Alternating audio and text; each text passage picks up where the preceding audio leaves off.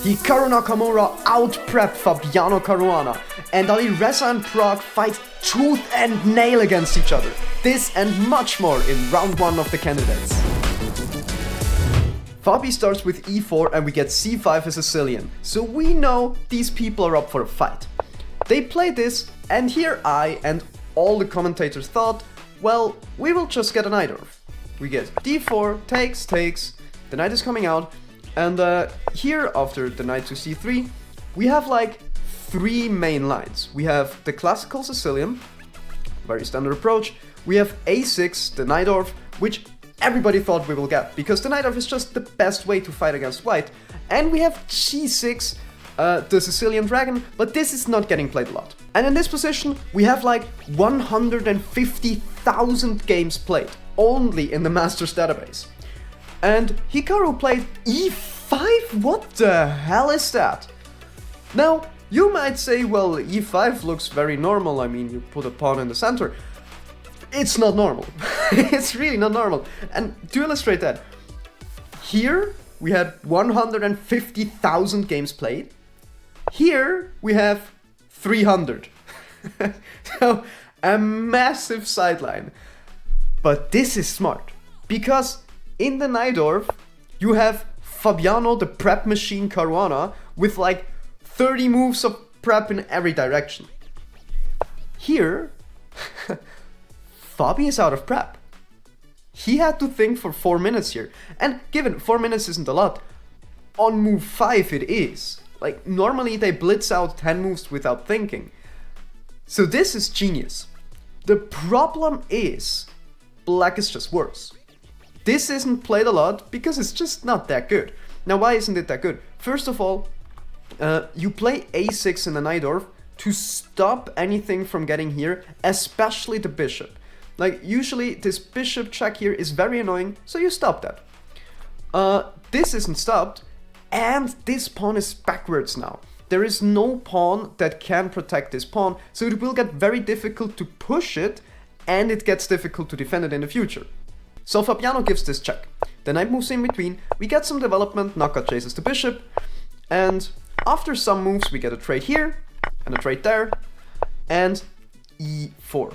Now e4 can be taken because it does not lose a piece. It seems like it would lose a piece, here's a standard piece, but there is this pin, so this doesn't work. Fabiano Nakamura castles, and we get takes. So the opening is pretty much done, and in this position, Fabiano is down 40 minutes on the clock. Yes, his position is better, but again, 40 minutes down on the clock. So the game plan of Hikaru pretty much made sense until here. He gets his pawn back that he lost before, and they shuffle some pieces, and we arrive here. And I don't really know what Naka was thinking about here. He probably just forgot his prep here, because his 40-minute time advantage is pretty much gone after he played the rook to c5. He thought for half an hour here. I don't really know what he thought about. This is pretty much straightforward. You give up this pawn, you pick up that pawn. But I don't know, maybe he had something else planned here. Maybe he had an extended session on the bathroom. I don't know. But queen takes and rook takes. And if you look at this position, again, white is better because black has those split isolated pawns. Yes, white's pawns are also isolated, but they aren't as far from another. So if this pawn ever goes up, you can maybe take it, something like that. And white is slightly better here. Fabi plays rook to d1, they shuffle some pieces, and here Nakamura finds an insane move. Rook takes f2. What's going on here? Like, out of nowhere, he just sacrifices the rook. This is a very special sacrifice because it's a defensive sacrifice. If white takes this, you get queen to h4 check. The king moves back, and this looks very dangerous. This is just a mate in one thread, but you can't actually checkmate. So yes, looking super dangerous, but the king just moves out of the way. You can give the check, but you still have space, and here you can't get through, so this is just a draw by repetition. Now Fabi realized, of course, that he is slightly better, so he did not take the rook, he instead took this pawn, attacking the queen. The queen moves to h4, still thinking about his perpetual check plan, and the queen is going to d3, attacking the bishop and also safeguarding some squares here. The rook moves back. You can't take the bishop now. This is called a tactical defense. You can't take the bishop now because check here, check there, and mate. So of course Fabi saw this and played g3, attacking the queen, disconnecting her from f2, and now the bishop is actually hanging. Naka defends the bishop. We get this king up, bishop here, and here Fabi made a mistake. Fabi could have just said, well, I have 2 passed pawns, I will just start pushing this.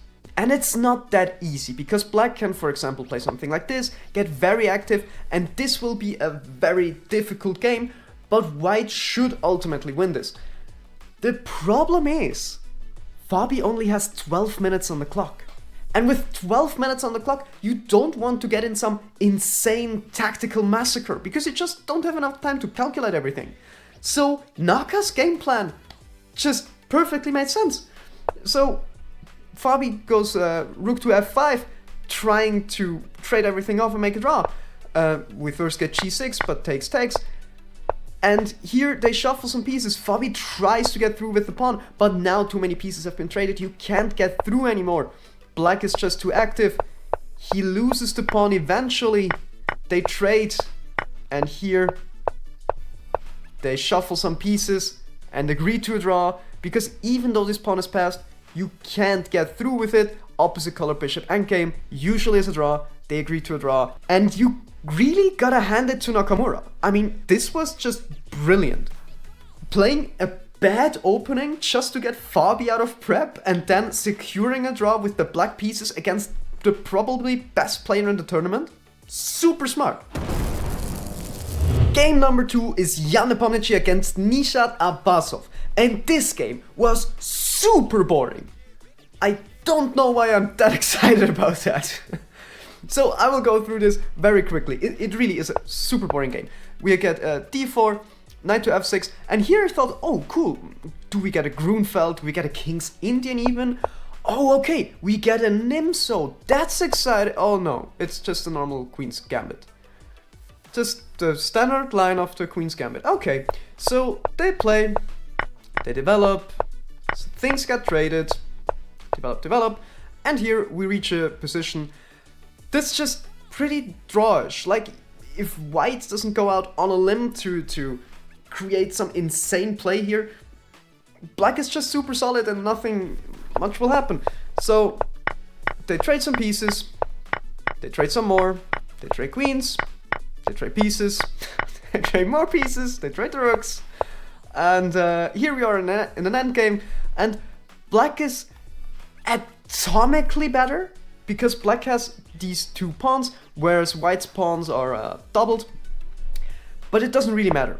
Black tries to get the king into the action, white says no, black tries to get the rook into the action, white says no, and here they shuffle a bit, and on move 34, they agree to a draw. Well, they don't agree to a draw, it's a 3-fold repetition.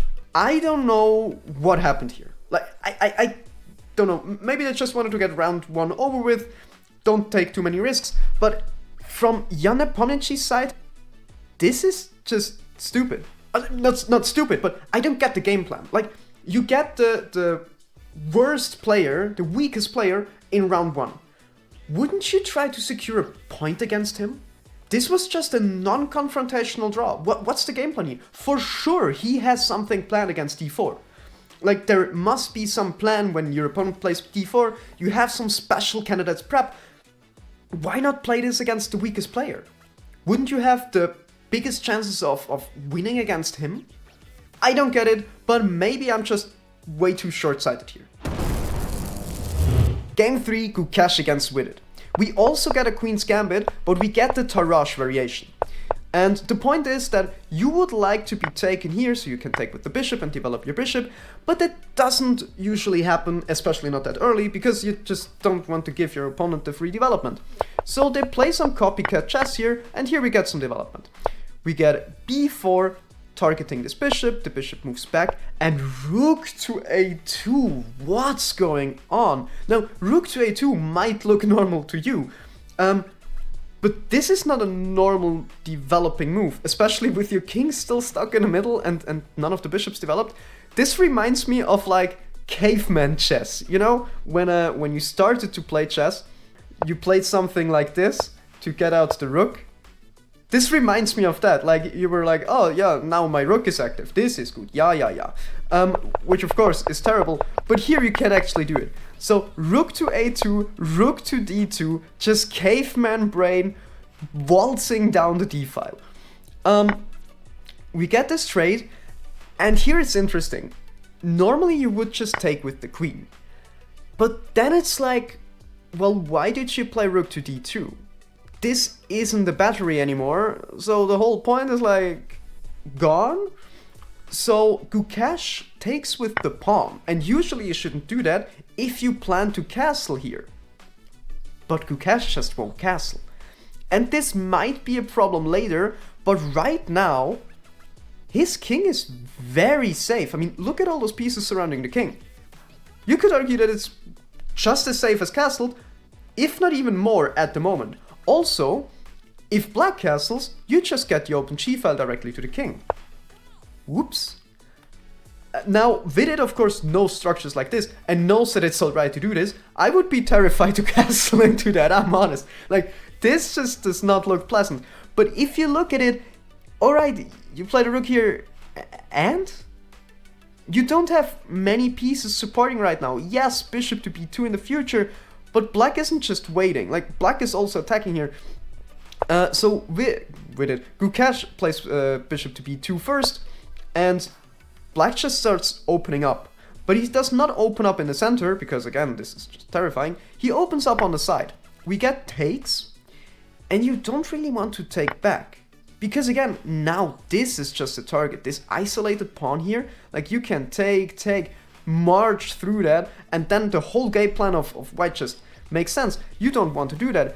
Instead, he pushes through and closes this. Yeah, he like tries to captivate. Is captivate the right word? Captivate the black rook behind his own pawn. I don't think it's captivate. It's captive. Keep captive. Captivity. English is a difficult language. So we get this knight out. We get a trade here. Pawn takes, queen takes, and this does not look good for white. Oh boy, like this rook is now pinned, and white does not really have a lot of activity, but black for sure does. So here it was at this point that black, oh no, first it's white's move, and now black thought for 40 minutes and played bishop to g4. This is a move that you would play. You would think for 40 minutes and then hang your bishop. Of course, this bishop is not hanging. The point behind it is, if white takes it, you get hit with rook to c8, attacking, not the rook, attacking the queen. And if the rook moves away, this pawn had a very, if the queen moves away, this pawn had a very important job here, defending e4. The knight can slide in, putting pressure on the pinned piece, PP on the PP. Black is just much better here. White is getting absolutely destroyed. So white didn't take it. White thought, well, if this is all annoying, let me just attack the queen first. Queen moves away, and now you could take here, but then the pin is annoying again. You don't lose, but this is just unpleasant. And you could play this, and it's almost sad that we get to this position in the first round, because in the first round you don't want to go all out, take big risks. You want to secure maybe half a point and still be in the tournament. You don't want to start the tournament with a loss. So they tend to be a little bit more non-confrontational, saying, well, okay, I just attack the queen again. And after the queen moves, he attacks it again. And again. And here we get a threefold repetition and a draw. Now, I know this is not what we want to have, but it was an exciting draw. It was a very interesting opening, interesting position, attacking chess, trying to sacrifice. But I mean, that's just how it goes sometimes. Alireza Firouzja versus Rameshbabu Praggnanandhaa. I saved the most exciting game for the end. e4, e5, and we get a Ruy Lopez. We get this main line, and here Pragg decides to go into the open Ruy Lopez. We don't see that a lot, because now the games usually get pretty chaotic pretty fast. We have this main line here, the bishop gets chased, and d5. We get takes, the bishop's getting developed, and c3, they develop more pieces, and here we get bishop to g4. Bishop to g4, just pinning the knight to the queen. The queen moves out of the way, attacking the knight moves away. Now, yes, this knight was defended, but it was also twice attacked. The knight moves out of the way, and knight to d2, defending this knight. And this is getting interesting. You think it's defending the knight, but it's actually not, because the knight moves away, and now we get king to h1. Alireza is saying, if you take me, I won't take back with the knight. I will take back with the pawn and move the rook onto the open file and attack you. And this is usually quite dangerous. So Pragg didn't take but moves back, and now he goes knight to b3, really saying, bro, please take me, I want to put my rook here and attack you, please. And Pragg is like, well, if you say it like that, I might as well take you. And this is super strange. If you look at the time situation, Alireza is clearly in prep, he clearly has something in mind after this move. And this is like, imagine you're boxing and your opponent tells you, oh, please, could you put your guard down a little? Because I want to hit you more easily. And you're like, oh, yeah, sure, please. Now, Pragg knows the positions like this and knows the risk coming with it, but still, I would be terrified here.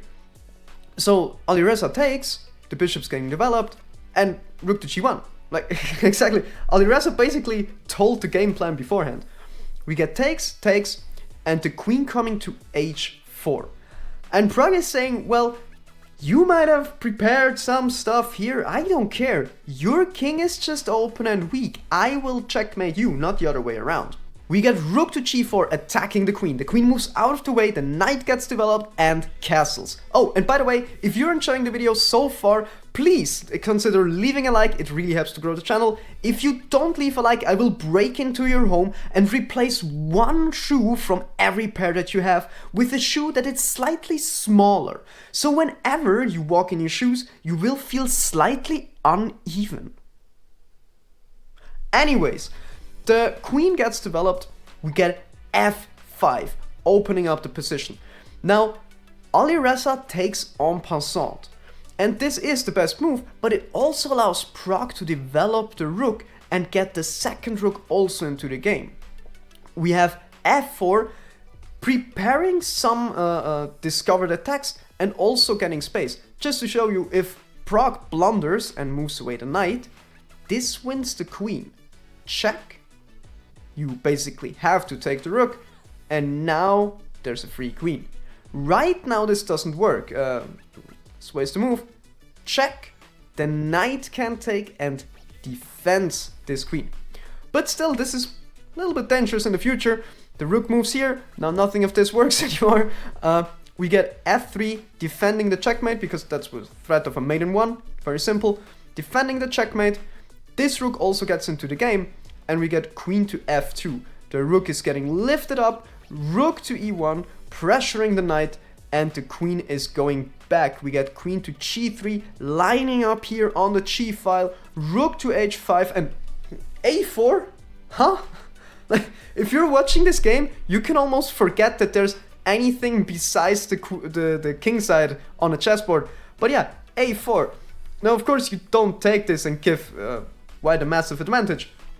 But still, like, getting a little bit of space there, very interesting move to throw in between. Rook to h6, completely ignoring whatever Alireza did back there. I really have a problem with the name Alireza.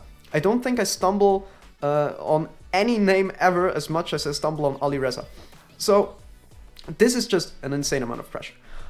We get the rook to e2, relieving some of the pressure. Rook to h3, attacking the queen. Queen moves away, and this pawn is just for free now. Now, here what Pragg should have done is go to h5, queen to h5. And yes, the knight is twice attacked and only once defended, but you can't take it, because I just steamroll ahead. But this is still a difficult decision to make. So Pragg didn't do this, but he took a free pawn. I mean, can you blame him? A pawn's a pawn, like, just take a free pawn. The knight is moving here, really going after this knight, and Pragg just ignores it. Pragg just ignores it, says, well, take my knight. I don't care, I take your rook. Well, what's going on here? This is hanging, huh? So knight takes, rook takes, and the knight is going here. This is just straight up a threat of a checkmate in one. What's happening? But the knight moves in between to stop the mate in one. But wait, this knight is also hanging. You can just take it. What's going on? Rook takes and rook sacrifice on h2. The king takes. And now Pragg plays queen to h5. And yes, Pragg is down a complete rook. But you can't stop the checks. And after king to g2, this is a threefold repetition. Besides, white just still threatening a mate in 2 here. Now we get 4 draws. We get 4 draws. And I know a lot of you will be very disappointed right now. Of course, we don't want 4 draws in a row on the first round. But we have to admit, those draws were exciting. Those were exciting games to watch. And yes, they're draws, but it's still cool to watch. So all the players clearly showed that they are up for a fight, except Nepo. I don't know what Nepo did there. So I am very excited for round 2 of the candidates. We will see each other tomorrow. Goodbye. Round 2. Fight!